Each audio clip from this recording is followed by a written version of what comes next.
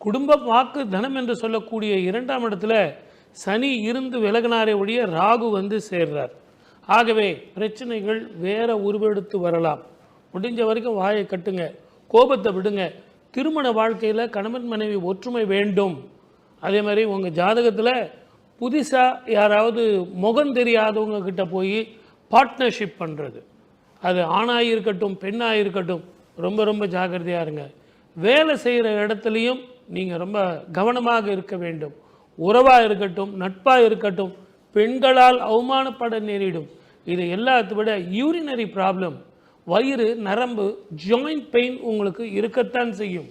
இந்த காலகட்டத்தில் நீங்கள் செய்ய வேண்டியது, ரொம்ப எதிர்பார்த்துட்டு இருக்கீங்க, 5 வருஷமாக நான் கஷ்டப்பட்டுட்டு இருந்தேனே, அதற்கெல்லாம் எனக்கு விடுதலை காலம் கிடைக்குமா அப்படின்னு.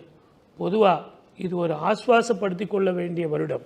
நிதானமும் பொறுமையும் வேண்டும். கடந்த 5 வருஷம் இருந்த அனுபவத்தை விட இந்த 1 வருஷம் நீங்கள் நிதானமாக இருந்தீங்கன்னா அடுத்த வருஷம் நீங்கள் செயல்படலாம், புதிய தொழில் ஆரம்பிக்கலாம். சில இடமாற்றங்கள் மனதில் சந்தோஷத்தை கொடுக்கும். வாழ்க வளமுடன். All the best.